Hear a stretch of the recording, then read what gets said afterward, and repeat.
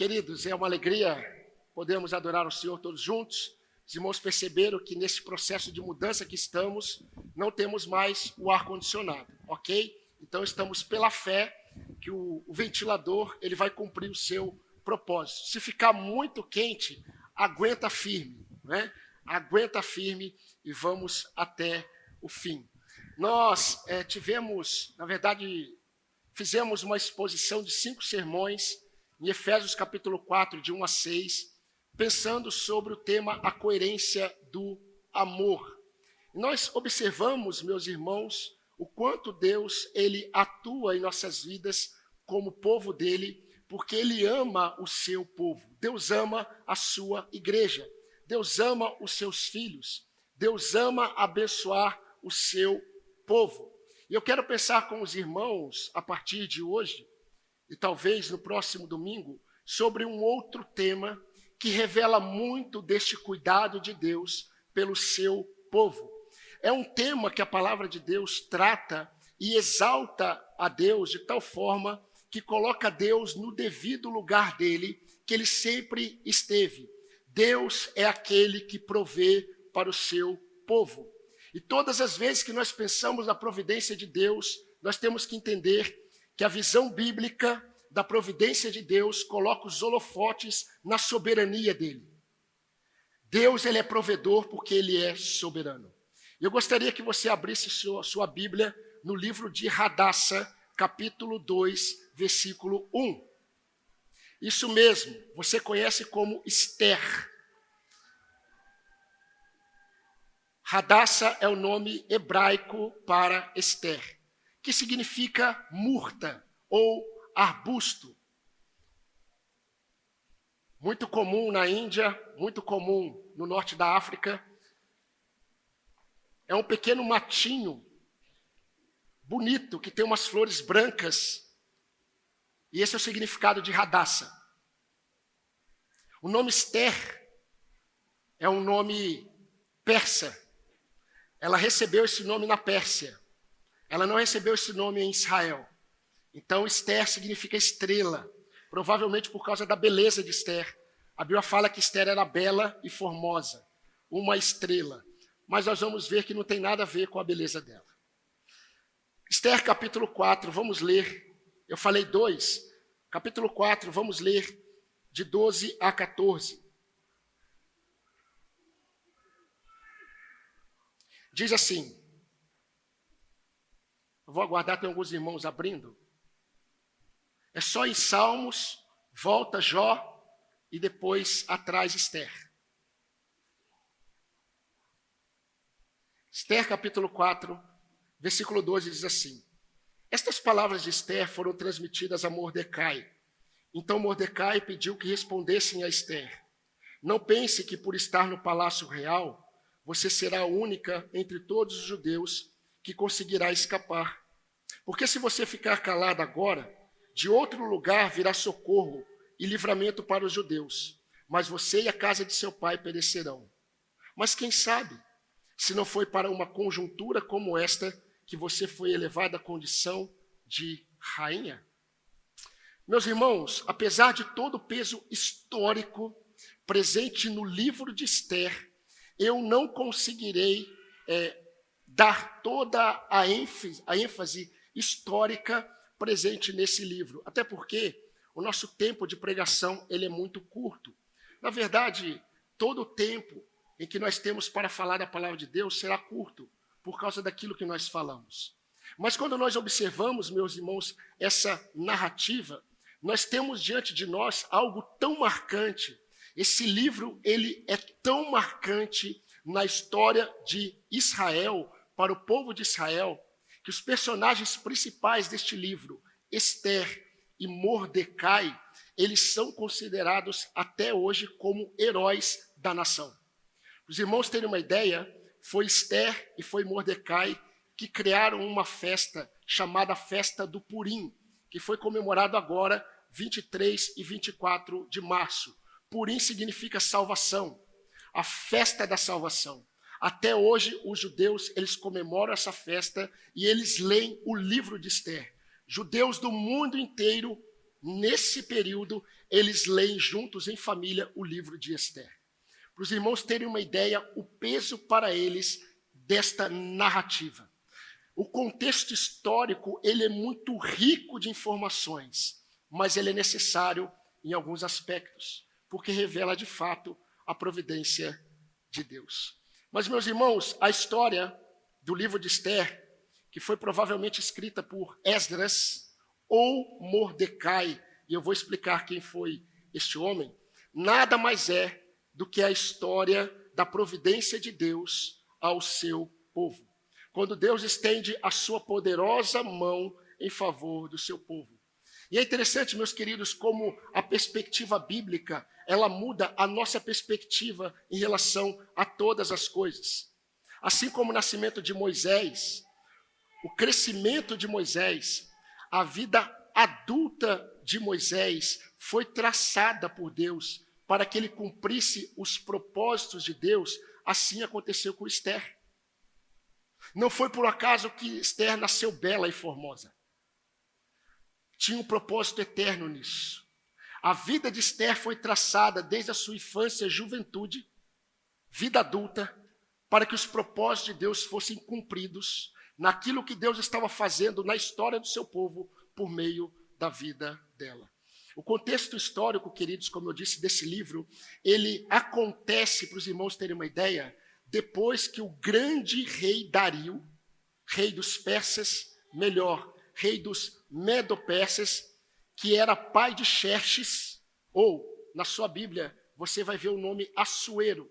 Todas as vezes que você lê Assuero, é o temido rei Xerxes da Pérsia, que era filho de Dario, neto de Ciro o Grande.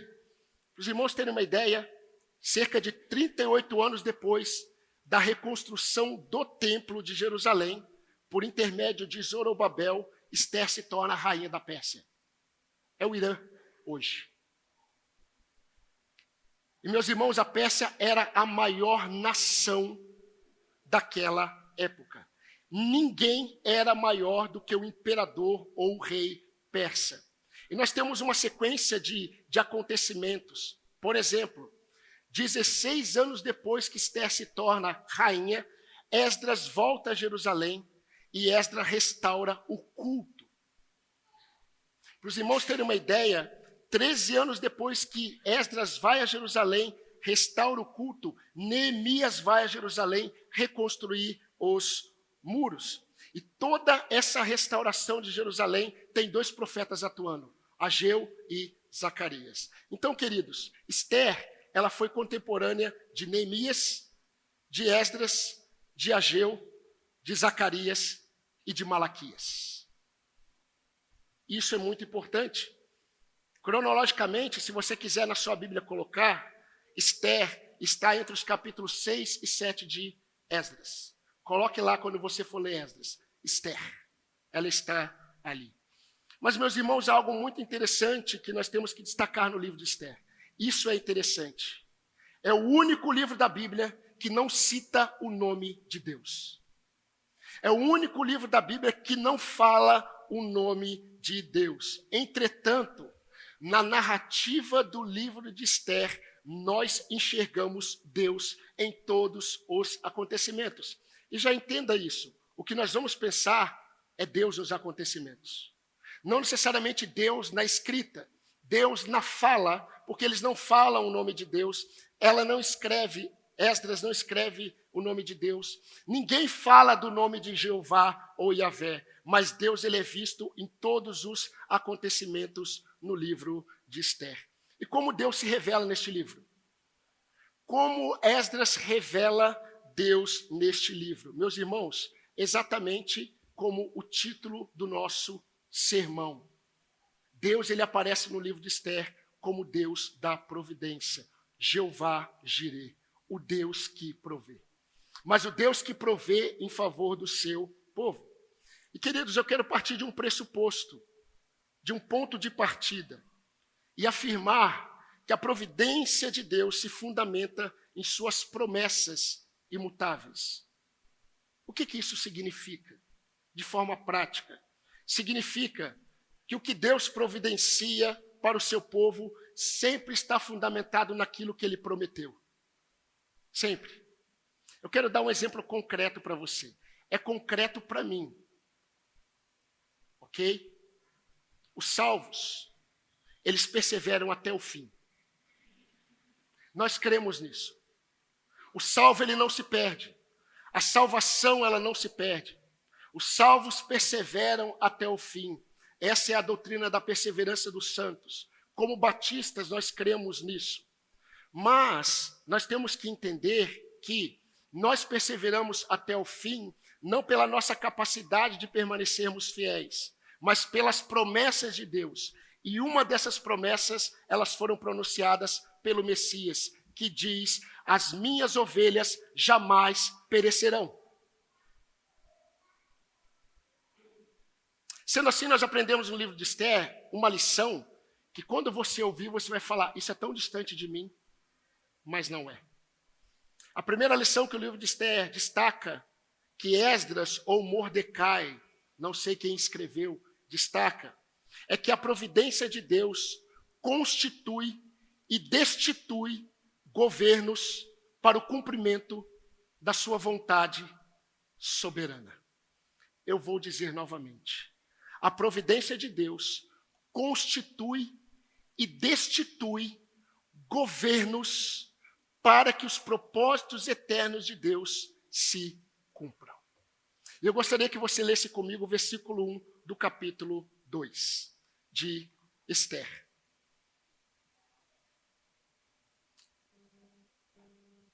Depois disto, quando a raiva do rei Xerxes, ou Assuero, já havia passado, ele se lembrou de Vaste e do que ela havia feito e do que havia sido decretado contra ela. Meus irmãos, essa verdade que eu acabei de afirmar, que a providência de Deus constitui e destitui governos para que os propósitos de Deus se cumpram, isso é mais prático do que você imagina. Essa verdade tem a ver com o meu dia a dia. Essa verdade tem a ver com a sua vida diária. Mas, inicialmente, eu quero lembrar os irmãos que um dos propósitos do livro de Esther ter sido escrito, e é o propósito principal, foi encorajar aqueles judeus que haviam habitado, na verdade, estavam habitando na Pérsia, que vieram do cativeiro da Babilônia, lembrando que o povo de Israel foi levado cativo para a Babilônia caiu, o Império Medo-Persa assume, e eles colocaram também um jugo sobre os judeus. Os judeus que habitavam na Babilônia, agora eles começam a habitar debaixo do governo da Medo-Pérsia e depois da Pérsia. E muitos ali ouviriam o chamado para retornarem a Jerusalém. Mas muitos estavam tão desanimados com Deus que eles acreditavam que Deus havia abandonado o povo dele. Aqueles judeus, eles acreditavam que a mão do Senhor havia se encolhido para que pudesse salvar. Eles se esqueceram do que Isaías disse, que a mão do Senhor não está encolhida para que possa salvar. E eles estavam desencorajados. O livro de Esther foi escrito para encorajar esses judeus a confiarem nas promessas do Senhor e retornar a Jerusalém. Durante 70 anos, muitos, eles deixaram de adorar o Deus de seus pais. E é interessante, queridos, porque a história revela que quando os judeus se tornaram para Jerusalém, muitos não voltaram. Muitos permaneceram na Pérsia, sabe por quê? Porque a vida deles já estava estabelecida em terra estranha. E quando o povo de Deus ele está em terra estranha e ele vive como se fosse pertencente dessa terra, ele se afastou das promessas de Deus. Meus irmãos, mesmo que Deus não apareça em todo o livro, enquanto a narrativa discorre, as cortinas elas se abrem. E Deus fica em evidência. Eu quero convidar você a ler o livro de Esther. Leia o livro de Esther. Até porque vai ficar mais fácil para você ouvir o sermão de domingo que vem. Mas, queridos, esse rei Assuero, esse rei Xerxes, o rei Medo-Persa, filho de Dario I, neto de Ciro o Grande. Meus irmãos, esse foi um dos homens mais temidos da era antiga.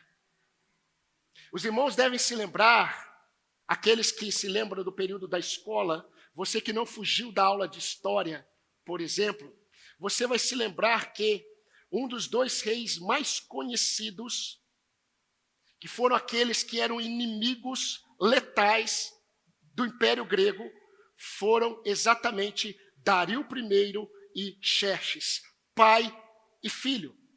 Eles lutaram de forma muito firme contra a Grécia. E os irmãos conhecem na história a grande batalha, ou as duas grandes batalhas em Termópolis e Salamina.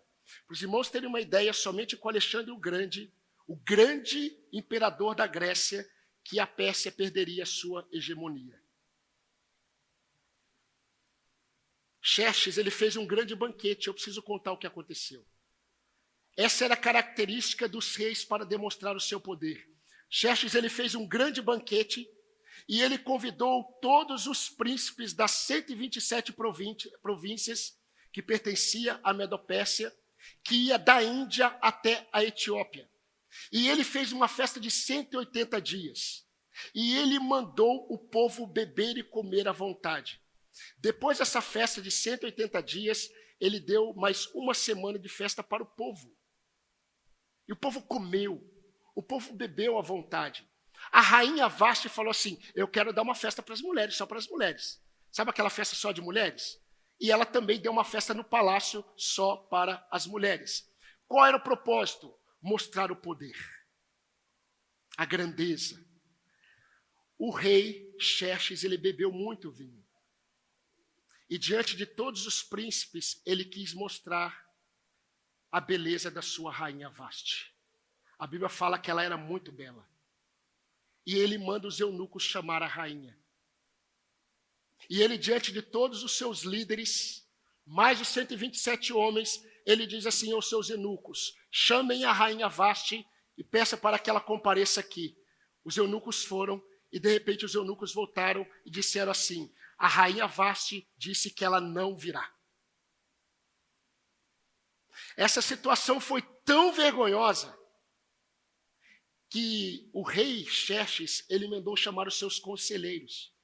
Os conselheiros de Xerxes chegaram para ele e falaram assim, olha, rei, a rainha ela precisa ser punida pelo que ela fez. Porque o que ela fez envergonhará toda a Pérsia.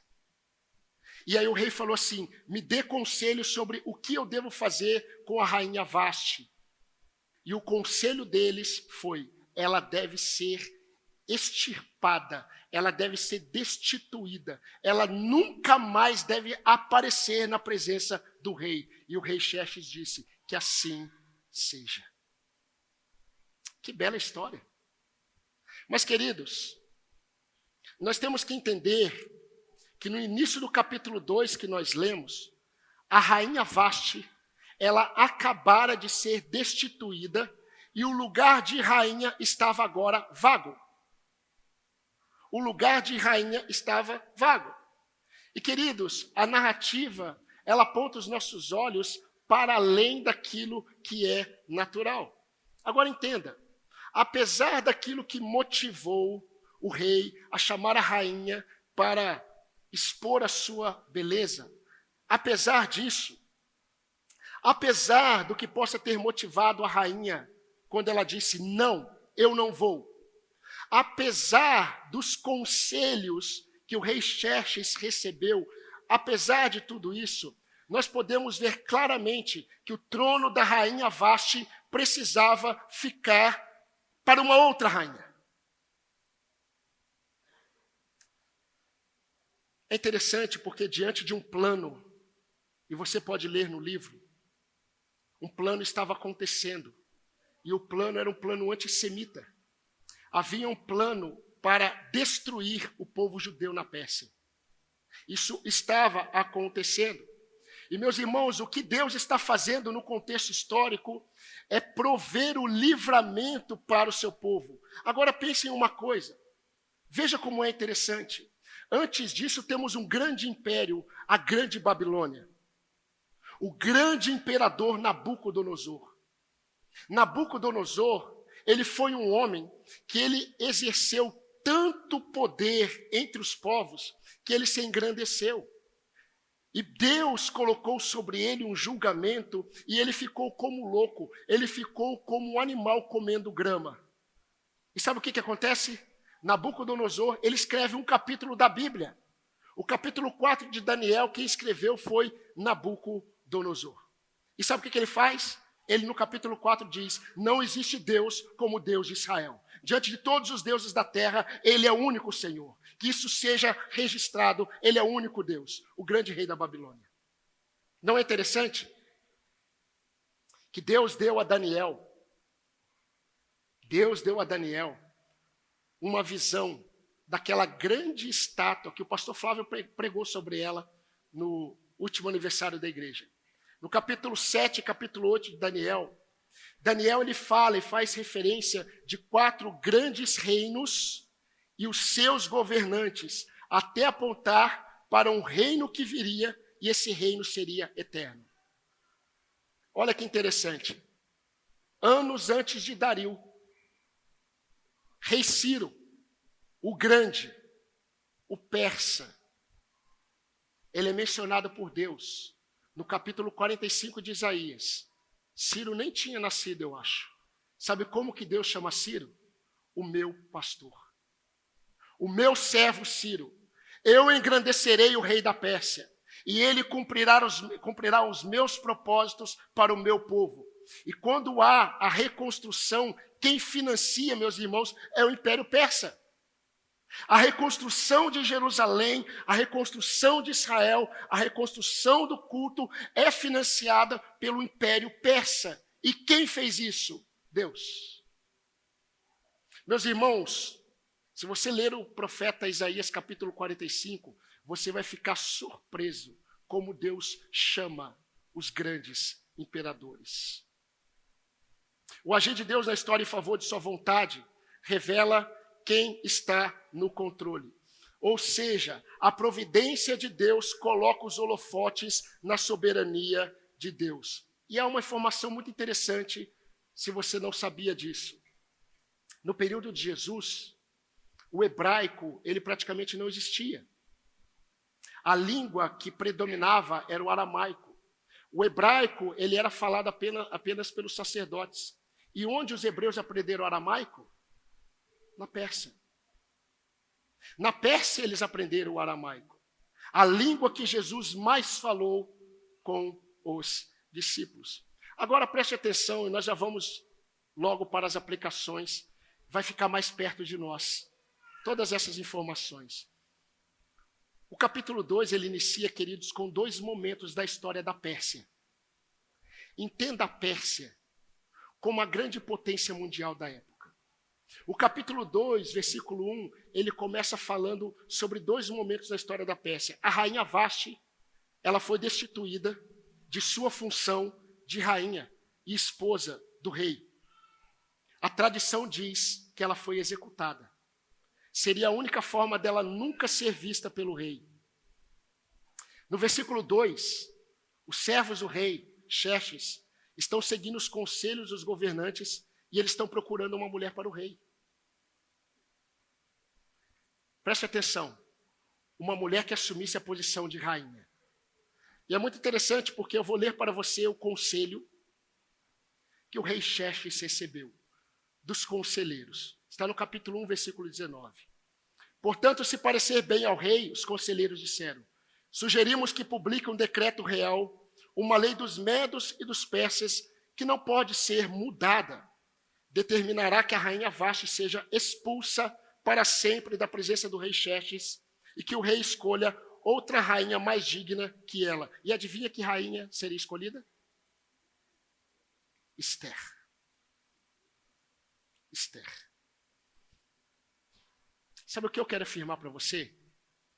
Que os acontecimentos do maior império da época estavam seguindo a agenda de Deus para prover livramento ao seu povo em terra estranha. A providência de Deus constitui e destitui governos para o cumprimento de seus propósitos eternos. Antes desses acontecimentos, no palácio do grande Xerxes, Daniel escreveu: Louvado seja o nome do Senhor para todo sempre, pois a ele pertence a sabedoria e o poder. Ele muda o curso dos acontecimentos, ele remove reis de seus tronos e ele coloca outros no lugar. Daniel capítulo 2, 20 a 21. Meus irmãos, se o Senhor permitir, no próximo domingo, nós vamos discorrer como Esther, como rainha da Pérsia, ela chega ao conhecimento do que Daniel escreveu, quando seu primo e pai adotivo, Mordecai, manda o recado para ela. E o primo Mordecai de Esther, que a criou, depois que os pais dela morreram, ele disse para ela, ela já sendo rainha: Esther, quem sabe se não foi para uma situação como essa que você foi constituída rainha da Pérsia. Meus irmãos, eu já disse que um dos maiores privilégios que nós temos como povo de Deus é a capacidade de discernirmos os acontecimentos na perspectiva do Senhor. É muito triste quando o povo de Deus, ele não está enxergando os acontecimentos na perspectiva do Senhor. E quando nós olhamos na perspectiva do Senhor, ela vai muito além dos acontecimentos. Quando nós olhamos na perspectiva do Senhor, o que Deus está fazendo vai muito além daquilo que nós estamos enxergando. Por exemplo, nem sempre aquilo que é aparentemente bom, ele é abençoador na perspectiva do Senhor. Por exemplo, uma proposta de trabalho. Às vezes você vê uma proposta de trabalho como sendo algo que vem da parte de Deus porque é uma bênção. Não necessariamente. Por vezes, você vê a possibilidade de um relacionamento e você vê que você acha que Deus está conduzindo essas coisas. Mas não. Isso não necessariamente vem da parte de Deus. Entenda uma coisa, tudo aquilo que é da vontade de Deus vai aproximar você de Deus. Se algo que você vê que vem da parte de Deus te afasta de Deus, nunca veio dele. Você criou um pensamento e colocou Deus para aprovar o que você aprovou no seu coração. Seja uma escolha de uma igreja. Deus não vê como o homem vê. Quem aprendeu essa lição? Samuel. Samuel não é nenhum destes homens que você vai ungir rei em Israel. Porque eu não vejo como vê o homem. O homem vê a aparência, eu não vejo a aparência. Meus irmãos,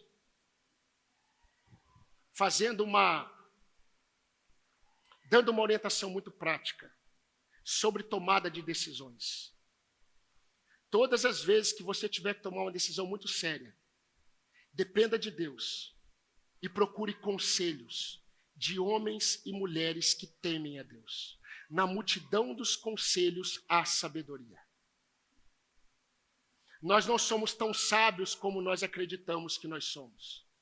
Na perspectiva do Senhor, as coisas acontecem de tal forma que nós muitas vezes não conseguimos perceber, porque nós ficamos nos acontecimentos, naquilo que está acontecendo. E como nós já vimos hoje, este livro é reconhecido por todos os estudiosos como um livro que foi escrito para encorajar os hebreus a confiarem nas promessas do Senhor. Ou seja, encorajar o povo de Deus a confiar que as promessas de Deus não mudam. Elas são fiéis. O que Deus disse, Ele cumprirá, mesmo que esteja distante dos nossos olhos. Essa era a sensação de muitos que habitavam na Pérsia. Eles eram estrangeiros na Pérsia e achavam que Deus estava em silêncio. Posso dizer uma verdade sobre nós? Muitas vezes, nós que estamos em terra estranha, nós também, por vezes, acreditamos que Deus não está agindo em nosso favor. Deus está em silêncio. Nada está acontecendo. Parece que Deus não deseja o que eu desejo. Não necessariamente. Precisamos, meus irmãos, do encorajamento do Senhor. Nós precisamos. E como esse encorajamento aparece no livro de Esther, Deus mostrando que os propósitos eternos dele sempre vêm como livramento ao seu povo.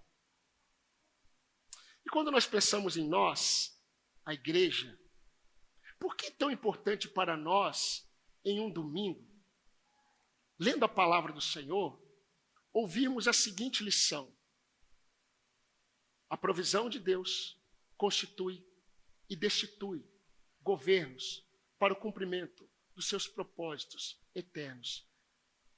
O que essa lição tem a ver com a minha vida? Meus irmãos, quando nós temos um vislumbre de que Deus, a providência de Deus, ela coloca, ela destitui governos e reinos para o cumprimento dos seus propósitos eternos, o que acontece em relação a nós que pertencemos a Ele? Eu gostaria de destacar algumas lições práticas. Essa verdade, ela aquieta os nossos corações diante dos acontecimentos no mundo. Queridos, as notícias que nos influenciam, as notícias no mundo que nos influenciam e por vezes produzem temor e inquietações em nossos corações, não estão fora do controle daquele que governa as nações. É muito difícil a gente entender isso, mas a verdade, entendendo ou não, é que Deus governa as nações. Amém, irmãos? Eu espero que você creia nisso. Isso aquieta o nosso coração diante de tudo que acontece no mundo. Isso não exclui os pecados dos homens, mas o governo de Deus, ele está acima de todos os governadores da terra. Paulo escreveu aos Filipenses: o Senhor ele é tão maior que ao nome de Jesus todo joelho se dobrará. Nos céus e na terra, todo joelho se dobrará. O nome do Senhor está acima de qualquer nome. E, queridos, nós devemos orar e nos aquietar diante de Deus, enquanto Ele nos usa como instrumentos de redenção neste mundo e de edificação de vidas. Mas creia, se aquiete, Deus está no controle. Deus está no controle das nações. Uma segunda verdade é que quando temos esse entendimento, essa verdade também aquieta o nosso coração diante dos acontecimentos da nossa própria vida. Queridos, se a história segue na correnteza dos propósitos eternos de Deus, como não ver Deus controlando os detalhes da nossa vida? Se toda a história está sendo conduzida para o cumprimento dos propósitos eternos de Deus, como não acreditar que Ele está conduzindo os detalhes da nossa história? Nós que pertencemos a Ele. Davi tinha esse discernimento, e você sabe disso. Eu vou só lembrar você. Senhor, o Senhor me viu quando eu ainda estava no ventre da minha mãe. Cada dia da minha vida estava registrado em teu livro. Cada momento foi estabelecido quando ainda nenhum deles existia. Este é o homem segundo o coração de Deus, que cria que todos os acontecimentos da sua história, Deus governava. Se você está confiando no Senhor, se você está confiando os seus passos ao Senhor, e as coisas não estão acontecendo da forma como você esperava, da forma como você interpretou, aquiete-se, porque talvez as coisas não devam acontecer da forma como você planejou. Mas aquiete-se. Deus está no controle da sua história. Já sabemos que Deus não cria muitos dos nossos sofrimentos. Muitos dos nossos sofrimentos são consequências dos pecados de outros ou nossos. Mas nós temos que acreditar que, como eu disse hoje pela manhã, cada gota de dor que recai sobre nós está sendo administrada pelo nosso Senhor soberano. Ele governa sobre as nossas vidas. Jesus disse ao governador de Roma que se achava. O governador de Roma se achava. E ele disse para Jesus: você não sabe que eu tenho poder para livrar você ou para matar você? E Jesus olha para aquele pobre pecador e diz assim: nenhum poder você teria sobre mim se do alto não fosse dado a você. Eu para isso vim a este mundo. Eu para isso vim a este mundo. Eu nasci para isso. Eu vim a este mundo para isso, para dar testemunho da verdade. Antes disso, ele disse assim: ninguém tira a minha vida. Fica aí um dilema: quem matou Jesus? Os judeus. Vamos acabar com os judeus. Quem matou Jesus? Os romanos. Vamos destruir tudo aquilo que está relacionado a Roma. Jesus disse assim: ninguém tira a minha vida. Eu a dou e tomo de volta. Eu tenho autoridade para isso. Aleluia. Louvado seja o nome do Senhor. E como temer os acontecimentos da minha vida?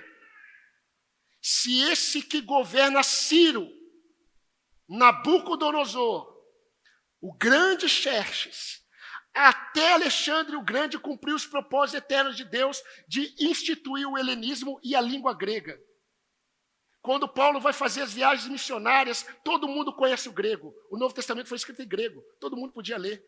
E quem teve esse sonho? Alexandre o Grande, achando que tinha a ver com ele. Vamos difundir a língua grega. Deus mandou ele fazer isso. Roma pavimentou o mundo.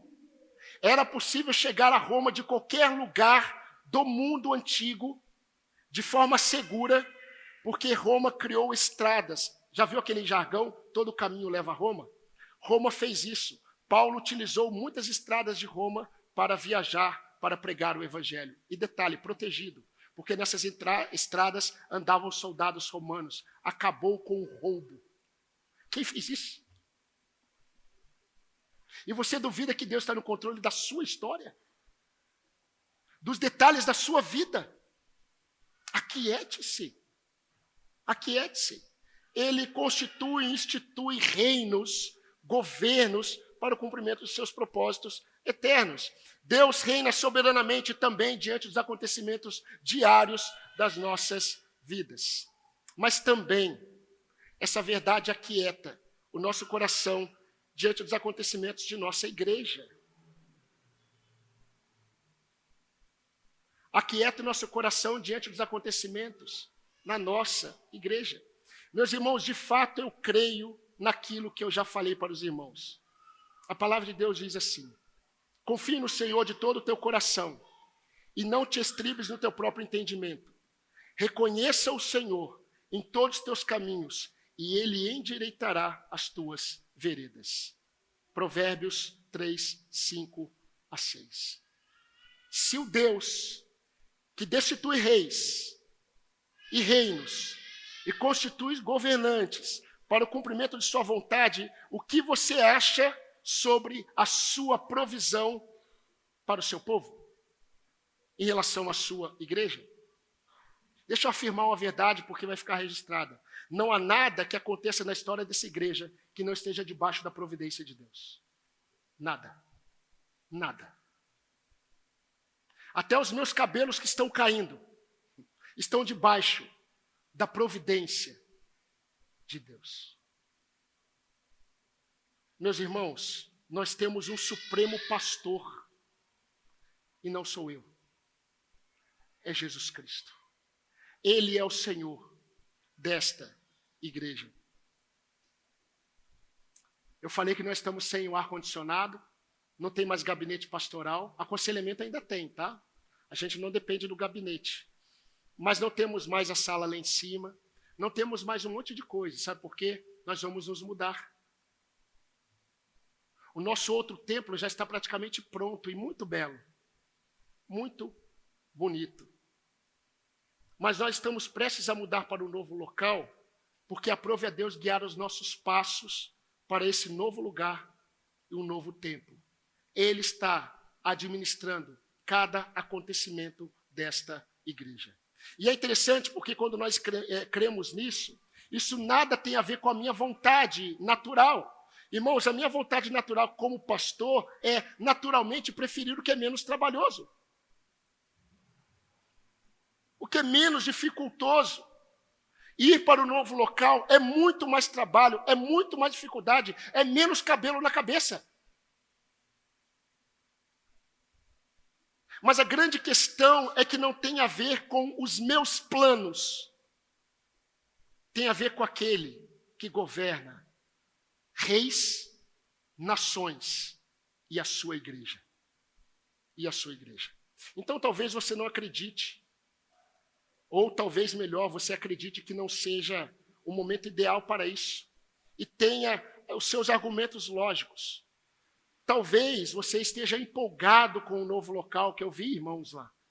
Empolgado com o novo local, porque o novo local é grande, é bonito.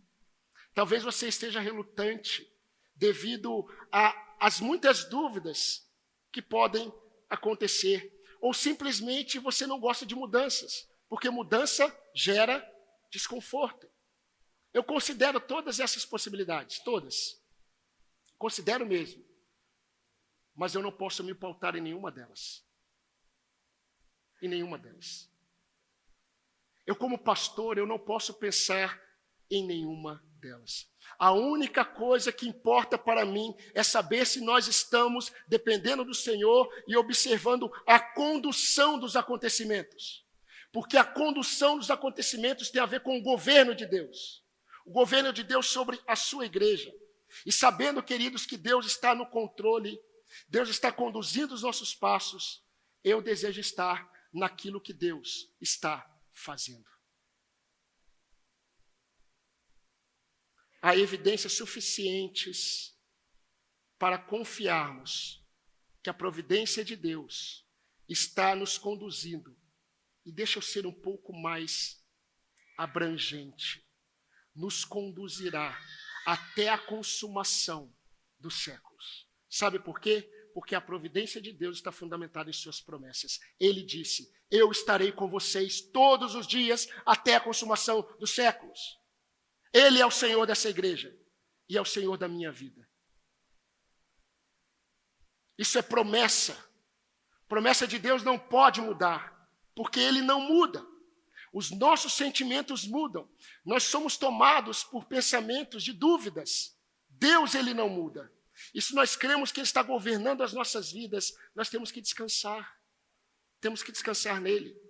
Queridos, nunca nos esqueçamos, eu estou caminhando para o fim. Nunca. Mas nunca mesmo. Se um dia você esquecer, peça para que Deus te lembre. E muitas vezes Deus te lembra na hora que você acorda. A providência de Deus sempre nos concede muito mais do que nós pedimos ou pensamos. Eu acho muito interessante essa fala de Mordecai. E eu vou apresentar Mordecai no domingo que vem.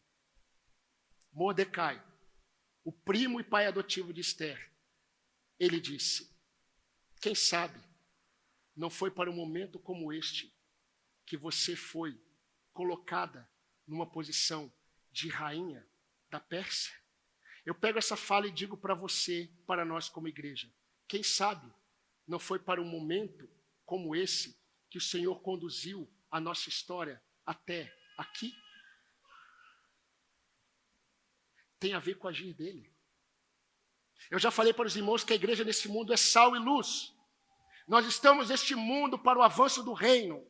A igreja, quando está num estado de conforto, ela perdeu o foco. Nós temos muito trabalho a fazer. Levante os vossos olhos, os campos estão brancos para a ceifa.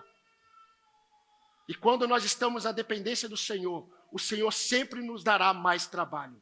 Entenda, estar na dependência de Deus nunca é ter ausência de serviço ao rei. Quanto mais perto do Senhor, mais nós vamos entender que há muito a ser feito para o avanço do reino de Deus. Nada tem a ver com vontade pessoal, nada tem a ver com nossas vontades, nada tem a ver com as nossas preferências, tem a ver com aquele que governa reinos, nações e o seu povo para o cumprimento de sua vontade. Lutero, ele disse: eu não posso rastrear os pensamentos de Deus. Então, eu devo apenas descansar, porque eu tenho certeza que os seus pensamentos são bons.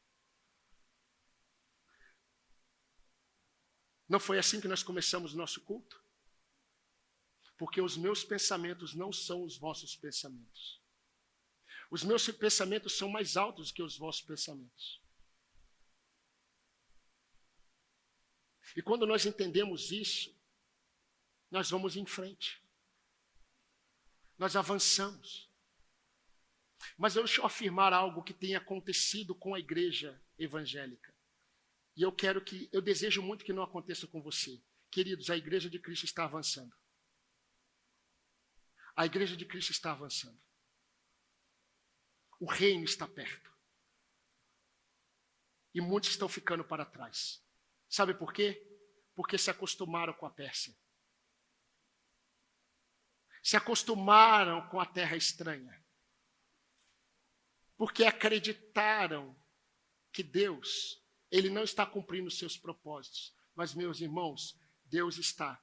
Cada acontecimento na história dos homens está na agenda de Deus, para que aquele dia chegue. E aquele que reina eternamente, que Daniel viu, acima da Babilônia, acima da Pérsia, acima da Grécia, acima de Roma e acima de todos os grandes governos, aquele que reina eternamente, ele virá para buscar o seu povo. Agora, enquanto a igreja avança, aonde você está? É tempo de avançar. Desperte, ó tu que dormes. Levanta-te dentre os mortos, que o Senhor te esclarecerá.